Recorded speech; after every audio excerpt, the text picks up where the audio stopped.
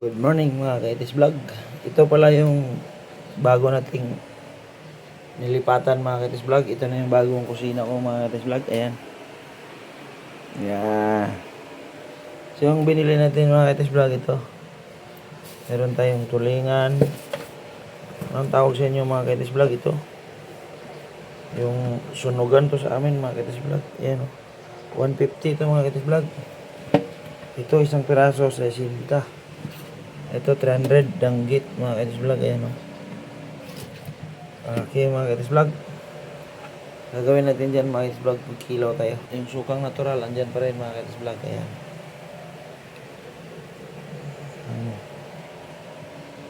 Ayan. Gusto kong magkilaw nito mga kaitis vlog. Itong paborito kong kilawin mga kaitis vlog. Parrot fish. Ayan.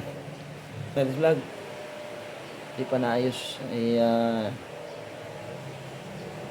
Yan na yung paghiwa niyan mga kaitis vlog. Ganito lang yan mga kaitis vlog. Paghiwa niyan. Yan.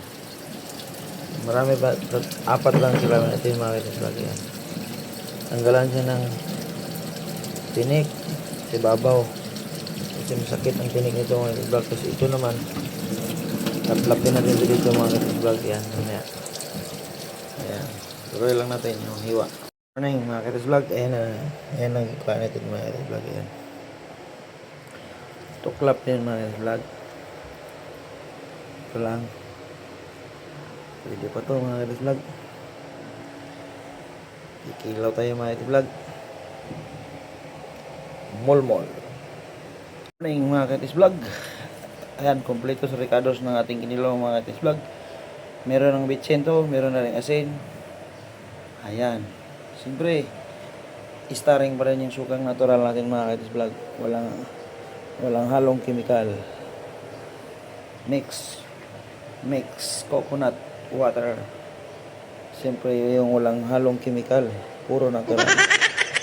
Mikos na yung mga kaitis vlog. Ayan.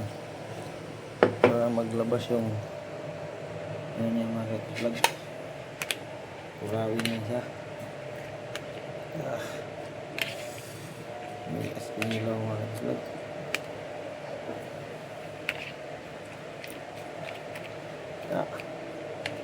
Lamig ka na yung mga vlog.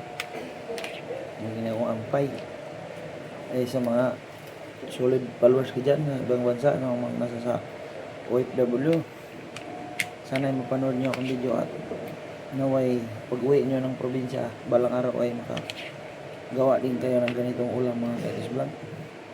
So ano pang inaantay? Tikiman time na. Tikiman tayo mga kaitis vlog.